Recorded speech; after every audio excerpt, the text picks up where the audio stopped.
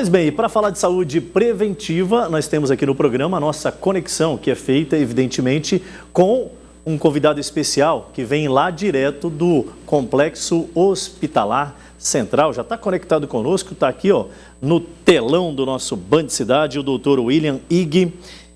E aí, o assunto que a gente hoje escolheu para tratar com o doutor é a questão da prisão de ventre. Primeiramente, doutor, muito boa tarde.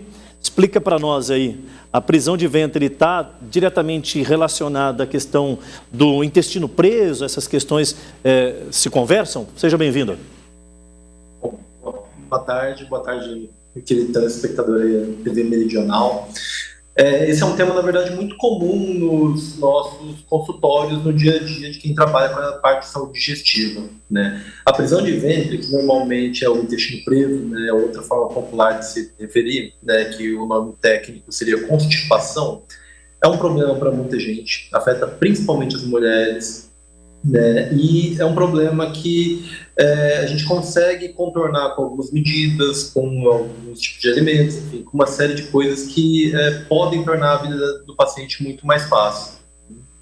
Doutor, essa questão da prisão de ventre, do constipamento, né, do intestino preso, está relacionado tão somente com a alimentação do indivíduo ou é uma questão genética? O cidadão ele pode ter aí sei lá, de repente, uma facilidade maior de ter esse problema a ser enfrentado. Como é que isso se manifesta no cidadão? Então, a maior parte dos casos, na verdade, estão relacionados aí a erros alimentares, a maus hábitos de vida, né? Enfim, em alguns casos podem sim ter algum fundamento genético, principalmente para algumas doenças como megacolon congênito. Mas, de uma forma geral, realmente, para a gente ter um intestino reguladinho, funcionando numa boa, tudo de forma a não ter dores abdominais, não ficar incomodado ao longo do tempo, é fundamental sim a gente ter atividade física, tá? Isso é muito importante para regular o intestino de uma forma adequada. Evitar alguns hábitos que são bem prejudiciais, como por exemplo levar o celular para o banheiro, né, que o paciente acaba ficando muito tempo, a pessoa acaba ficando muito mais tempo do que devia no vaso sanitário, e isso daí acaba prejudicando as evacuações, isso daí acaba levando à formação de hemorroidas, enfim, de alguns problemas. A ingestão de água, muitas vezes o paciente que tem prisão de ventre não ingere uma quantidade de água adequada durante o dia, né? E claro, tem uma série de alimentos que podem tanto ajudar a soltar o intestino, quanto alimentos que podem ajudar a prender mais o intestino. Quando a gente tem um paciente constipado, né, com a prisão de ventre, a gente normalmente recomenda que ele tenha uma alimentação, além do líquido que eu já falei, né, com muita água, que coma aí ameixa preta, mamão, laranja, né? Muitas fibras de uma forma geral, verduras de uma forma geral. Isso daí é uma coisa que é extremamente importante o paciente ter isso como hábito de rotina. E há alguns alimentos que a gente sabe que podem prejudicar as evacuações. Isso daí a gente inclui banana, maçã, goiaba, inhame, mandioquinha. Então, enfim, são alguns pequenos hábitos alimentares que podem ajudar a gente ter um intestino reguladinho, sem maiores problemas e principalmente não ficar dependendo de medicações, de laxantes, esse tipo de coisa. Perfeito. Eu estou conversando aqui com o Dr. Ig, o Dr. William Ig, lá do Complexo Hospitalar Central. Eu agradeço demais, né? O doutor, inclusive, fez uma pausa entre um atendimento e o outro para trazer essa consulta grátis aqui para a nossa grande audiência em todo o estado. Doutor, tem uma questão que aí eu, sinceramente, tenho uma curiosidade. É muito comum as pessoas terem esse tipo de problema quando tem uma alimentação não tão saudável assim. Naturalmente que você vai enfrentar esse tipo de problema, por melhor que seja o seu intestino. Agora, o que me chama a atenção é que isso não pode ser rotineiro, né, doutor? Eu não posso estar enfrentando isso no dia a dia. Quando é que isso se torna um problema? Qual que é a frequência que o indivíduo pode estar enfrentando esse tipo de problema? Que aí ele, posso estar enfrentando um problema crônico. Quando que eu devo procurar um médico? Sim. Então, de uma forma geral, a gente fala que o hábito intestinal ele segue uma regrinha de 3. Tá? O que é considerado normal é que o paciente vá no banheiro pelo menos, né, uma vez a cada 3 dias, e que não vá mais do que 3 vezes ao banheiro por dia também, que aí já seria um caso de diarreia crônica e é outra conversa que a gente pode ter futuramente. né? Mas, assim, além desse hábito intestinal mais lento, é importante também observar o padrão das fezes, tá? Muitas vezes, quando a gente tem essa fotinha bem explicativa, a gente usa muito isso no consultório. Às vezes, aquele paciente que tem as fezes, só as bolinhas ali, que o pessoal popularmente chama de fezes parecido com fezes de cabrito, né? Ou aquele bolo fecal que já é um pouquinho mais formado, mas ainda está muito enrugado, como se fossem várias pedrinhas aglomeradas, ou o padrão de diarreia mesmo, que são situações que devem levar o paciente a procurar um médico para tentar regularizar um pouquinho melhor esse hábito intestinal. Há ainda outros sinais de alarme, por exemplo, sangramento, perda de peso, alteração do hábito intestinal, aquele paciente que sempre foi reguladinho e de repente começou a ficar constipado, ou aquele paciente que está constipado, né, durante um período e logo depois ele vai lá e apresenta um quadro de diarreia e volta a ficar constipado, diarreia, enfim. São pequenos detalhes que às vezes é importante sim a pessoa está procurando um médico, está procurando informação especializada para ajudar ela e diagnosticar o problema e tratar da melhor forma. Doutor, é por isso que é importante o papai e a mamãe, aí vamos falar lá de berço, né? Criar essa cultura no indivíduo, e ele tem que olhar lá o negócio, a parada, né? Para ele certificar que vai eliminar a prova do crime, né? Para ver se ela foi embora mesmo.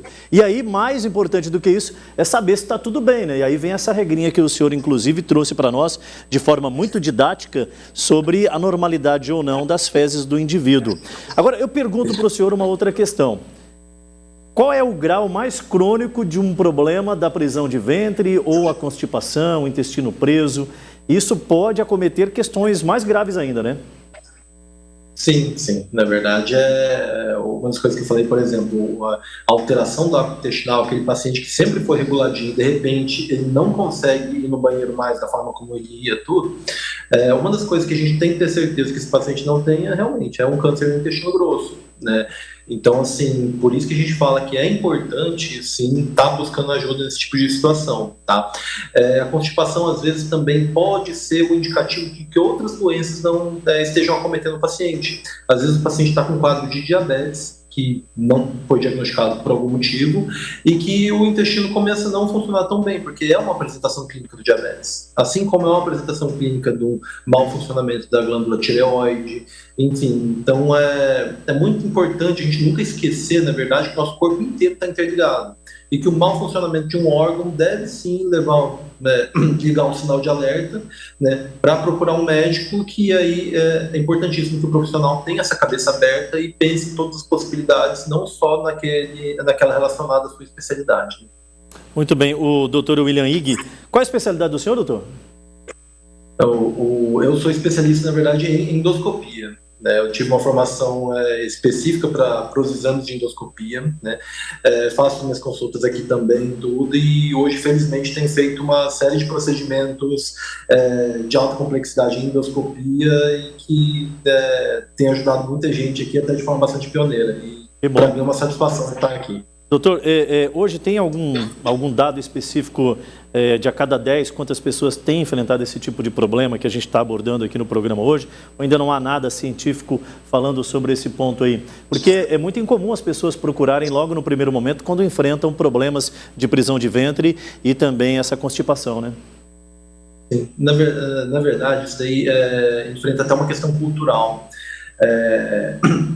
Principalmente as mulheres tendem a ter muita prisão de ventre e muitas delas acabam achando que é normal, né, de tal forma que isso acaba sendo subdiagnosticado. A gente não tem esse número exato para saber por que, né, o número total aí de pessoas com um quadro de constipação já não saudável, né.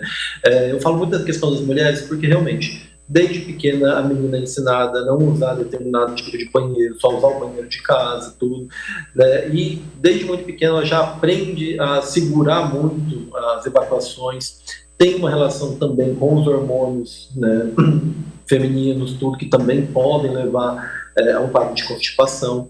Enfim, infelizmente é um número subdiagnosticado, né, porque realmente muitas mulheres acabam evacuando aí a cada 4 a 5 dias, e como tem essa condição aí já durante muito tempo, acabam achando normal, e nem sempre é tão normal assim, e muitas vezes a gente pode ajudar o paciente, né?